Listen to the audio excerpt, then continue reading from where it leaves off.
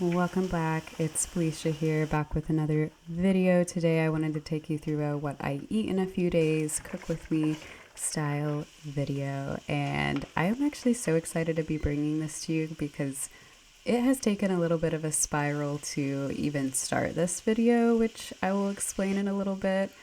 But today we are making some spaghetti, which is my childhood favorite meal. My favorite meal over time, like overall in time, but the meal I most remember in my childhood as well. And I always love to make it from scratch. It was actually my very first YouTube video that I made this, and I ended up making the pasta from scratch, which, man, I've been wanting some fresh homemade pasta. I'll have to do that really soon. But essentially, I just make the beef, like brown the beef, onions, garlic, and I do fire roasted diced tomatoes, which are really good, but you can do regular diced if you want. I used to do petite diced, whatever tomatoes, tomato sauce, tomato paste, whatever your consistency is. You can add more or less, whatever you want.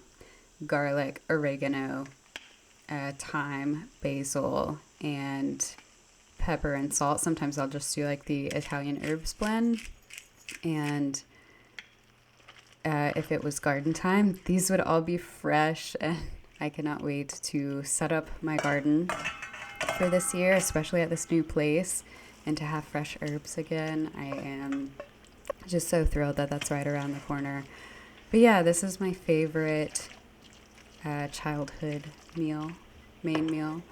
I made enough for lunch for 2 days for me, and also one meal for my partner, so it just makes a lot. It's pretty good.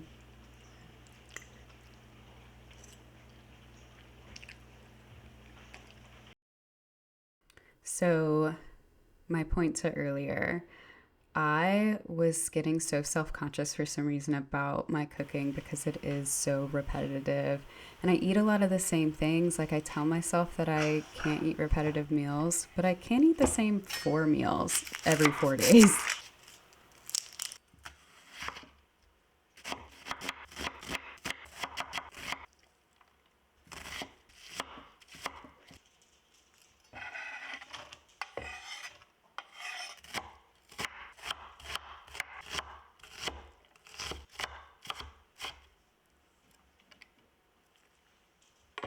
But then I sort of realized that that's okay. Boring is fine.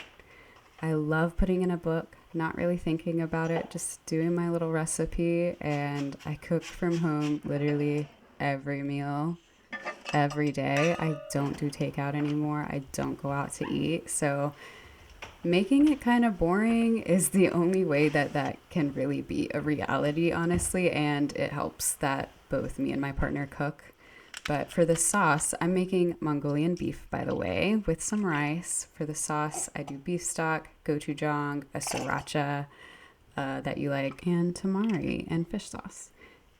And I also add sugar. You could do honey instead of sugar if that's what you like.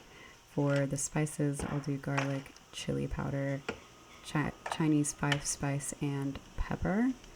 And if you're going to do honey instead of sugar, you might want to do like a warm water and like dissolve the honey before. You could probably do that with sugar too. I think I just forgot, but that's your little sauce for this Mongolian beef. I don't even remember. I found a recipe once, but then my partner, like, I don't know, just ended up making this sauce work because he is really good with figuring out sauces and stuff.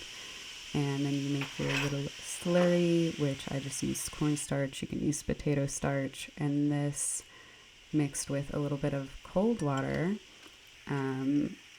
just sort of thickens up the sauce so it's not so thin, which is really nice. And typically I'll just be making rice on the side, but here I just had some leftover rice, so I just ended up heating it up in the dish.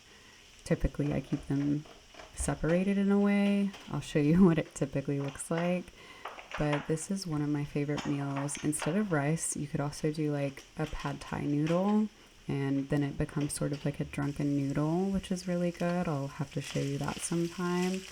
But this is just a really easy way to get a good lunch in. So yeah, like I said earlier, I really love just the boring meals that feel kind of like you're on autopilot, but you're also putting so much energy into each meal, and it just turns out so good, and you get through like 30, 45 minutes of your book, and I just think there's so much joy in that so what if it's boring?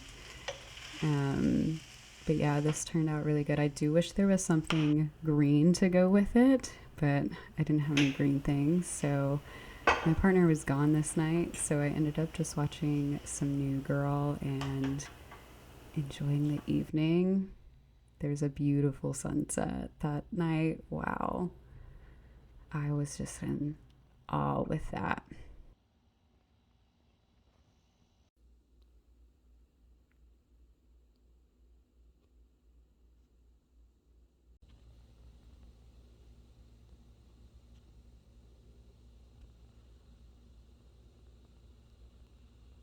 And today we are cooking some lunch. I decided to make a steak, which I really enjoy making steak. So you just sort of pat it dry. It's not fun, but it's what's necessary. Raw meat kind of freaks me out, but I love to eat, so salt it, leave it for 30 minutes. I found the timing with this actually worked really well because I ended up also making some Brussels sprouts, and they were frozen, so they needed to cook a little extra. So I just also went ahead and popped them in while the steak was sitting with the salt, resting for 30 minutes. And in that 30 minutes, I made the noodles for a little pasta I'll show you a little bit later. And the timing of everything just really worked out. And something else I wanted to share that I've been realizing recently, because I've been having such an amazing winter and I don't typically have really good winters. This is when I really hibernate, but in a dark way. And I've just been so surprised that hasn't really happened to me this winter, and I've just been really focusing on the joy and my food and my energy, and it has super changed my relationship to this month. Another thing that I believe has helped has been having the chickens and going outside for a bit every single day. Not only has that made me more cold tolerant in general, I think, but also spending so much time this past year really healing my thyroid. I was having a lot of really bad like energy issues and fatigue and stuff just last year. Honestly, I spent all of last year doing everything I could to heal my thyroid, and so much of that surrounds food and eating enough. And I try to get a lot of protein with every meal and stuff to support my energy levels, which has made me more cold tolerant. When your thyroid is working properly, you can be outside a lot more, and that has made my winter better because I'm getting so much more fresh air.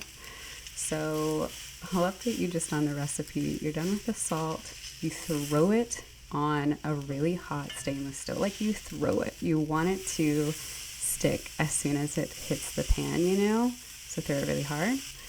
And then you want to get the edges. You want to get that nice, beautiful crust. I maybe flipped this a little bit too soon, but I was fine with it. It actually came out pretty rare, which was nice. So having a little bit less crust for it to be more rare was kind of my preference, actually. And you want to have your butter ready as soon as it's ready to go. You want to pop that butter in and get like a wooden spoon and just coat it over and over and over again. And then you flip it and continue coating it like this. But yeah, so I've been just wanting to share a bit more about my cooking, even if it's boring, even if I'm not the best cook. I've learned literally 90% of what I know about cooking from my partner, honestly. And that's just, I'm so thankful for him that he took all that time and effort to learn all these really good meals and takes the time to show me like hands-on, because I'm way more of a hands-on learner than I am visually, and I love cooking with people. Like, that's one of my love languages, and something I want to bring more into 2025 is cooking with friends. So you take a steak out, you let it rest, and then I called my partner in because I didn't know how to make this little sauce. He just uses milk and Parmesan and shredded cheddar, some spices, and I don't know, he just works with like the consistency. He was stirring and adding just little bits of all this at a time. And yeah, that's really great. I love cooking together. So I'm glad he stepped in. And here we are with the reveal of this pretty rare steak. Oh, it turned out so good. It was such a beautiful lunch.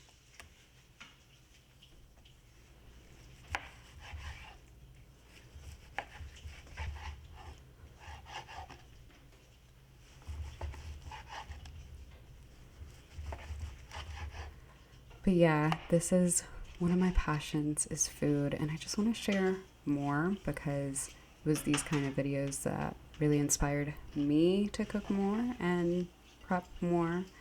And there he is with his sauce. I swear, he just adds a little bit of this, a little bit of that, and then I create something really nice.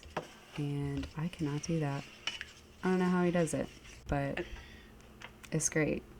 So yeah, thank you so much for watching this video, and I hope that it can inspire you a little bit, maybe give you a new meal idea. But also, I don't know, I just love cooking videos, and I was excited to try to create one, even if I know at the end of the day maybe it's a little boring. But all of these meals are also gluten-free. I use gluten-free noodles. The only gluten that I actually have is the gluten I like when I make bread and stuff with a specific flour and everything. So yeah, and that was my lunch, and those were my last few meals of this week and what I typically like to eat. So I appreciate you guys, and thanks for watching.